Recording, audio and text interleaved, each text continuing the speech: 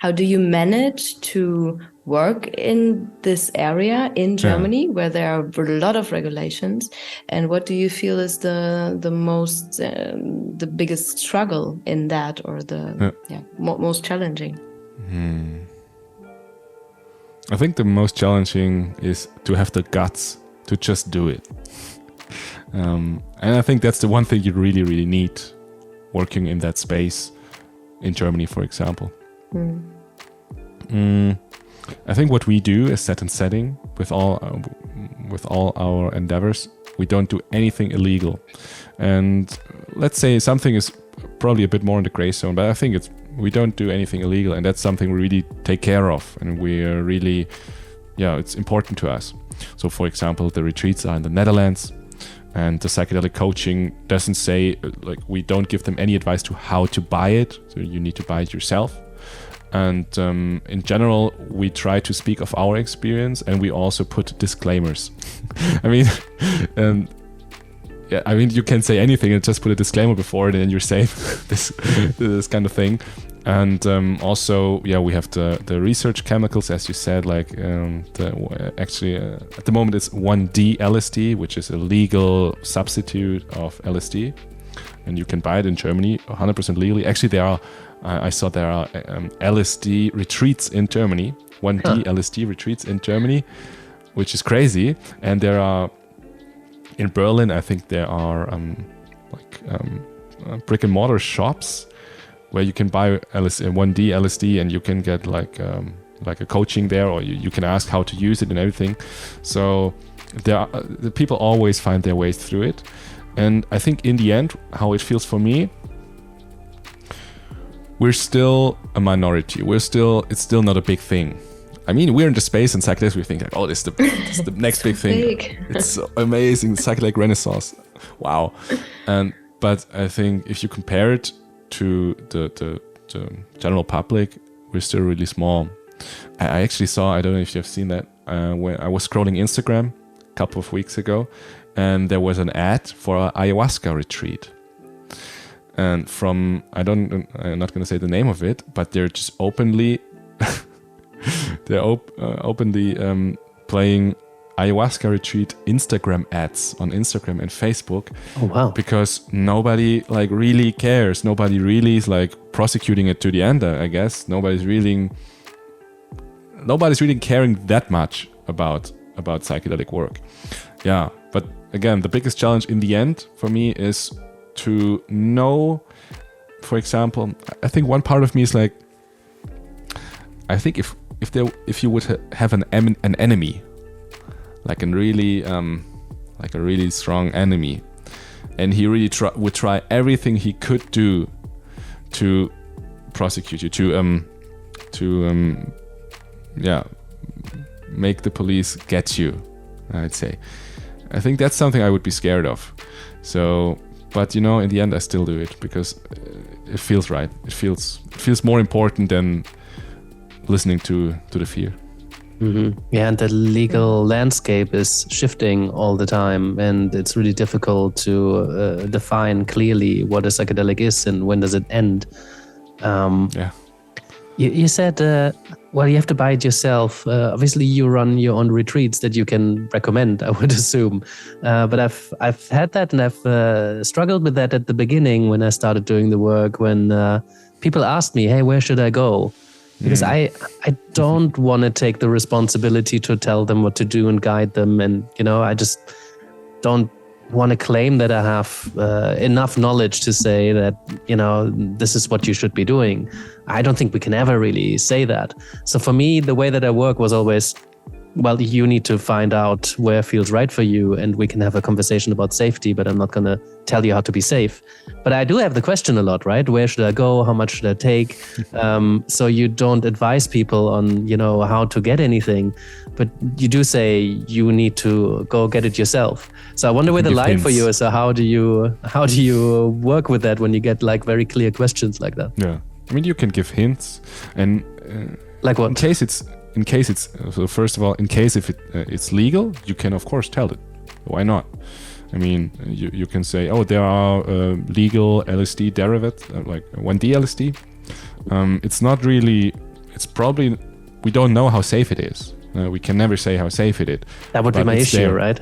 Because if they say that's there, then there is an implication in some way, right? I share some responsibility, even if I put the disclaimer, it's like, hey, we don't really know anything about it or that much about it, or, we can't really have certainty, but it is available. As a client, if I put myself in their shoes and my coach tells me, you can buy it there, but disclaimer, then I'd say that's probably okay to do that. Yeah, probably. I mean, I don't know. I think we should not take like in the end, it's your responsibility, like the responsibility of the client, like the ultimate responsibility is his or hers. So that's one. Or theirs. Yeah. And one other thought is, I mean, if it's, I wouldn't overthink it too much. I think I wouldn't overthink it. I would just say this is legal. And what I also like to say is, if you really want to get it, if you really want to take psychedelics, right, you're going to do it. You're going to find it. That's all I can tell you. If you really want to do it, then you will find it. Yeah, no, I think that's a bigger statement than perhaps you had intended, because I think if somebody really wants to have a psychedelic experience, they will. And they're coming to you for support. So there was an ethical question for me. Is it going to be better if I support them, because that's going to help them think about some stuff that's probably important, than doing it on their own and not thinking about some of that stuff? So that kind of helped me to be a bit more bold and a bit more out there, because I figured if I don't tell them things that are clearly harmful, even though I may or may not know that, I better not tell them anything. But I at least with me, they have a space to have a conversation and, being faced by my curiosity. Have you thought about Set&Setting? I was asking myself the question in the beginning, certainly, was an ethical concern. Whether people are better off having a support of someone who's not a trained therapist to seek a psychedelic experience and have some support, or somebody who's like had loads of experience with psychedelic substances. If they seek anybody for support, that's already going to be supportive, especially if they have a good relationship with them and they trust them. And somebody can be curious about how are you going to keep yourself safe. You don't need to have had any experience with psychedelics in order to ask the question and, get some whole space for someone to be curious about it. I'm always a bit wary when somebody comes to me and they're trying to draw all the information out of me, because I often get the feeling that they're putting the responsibility onto me and they're not actually wanting to do their own learning journey, but they are just, asking other people to take them by the hand and guide them towards the light. And then when it doesn't work, it's not their fault, it's the people's fault. Yeah, that's dangerous, I think, especially in psychedelics. Especially, I think on our retreats, I can notice that. I think it's often like a personal trait of these people, like a personal something they do in many parts of their lives, where they just cannot take full responsibility for themselves.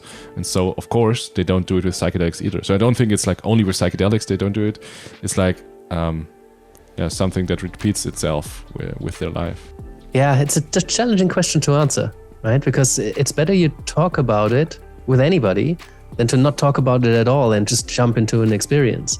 But nowadays, there's so many skilled, trained, and able practitioners out there. Therapists are still kind of scarce, and coaches are still kind of scarce. But there's more people out there now that you can ask about this, and so many different ones, which makes it confusing.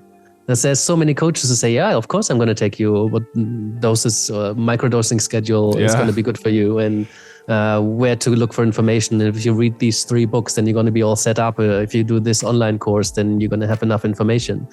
So there seem to be not as many coaches who say, I'm going to hold space for you to figure that out. I mean, we're going to partner together and we can be curious about it together, but I'm not going to necessarily tell you the answers.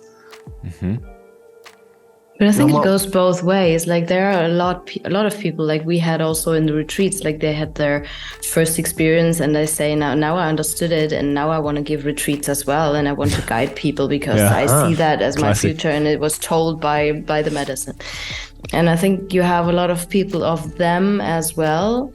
And I personally, as a coach, would prefer to tell a little more to my client to make sure they have at least, they can take a decision out of different things and it's their decision. But I make sure that they don't go to people like that who are beautiful people and have good intentions, but they don't have the right tools and the experience to guide other people. So for me, is it in this way kind of making the danger a bit smaller or the things that can happen. And I would prefer to tell them at least a bit, even though not saying like you can buy it there and you can do this and you should use that and that.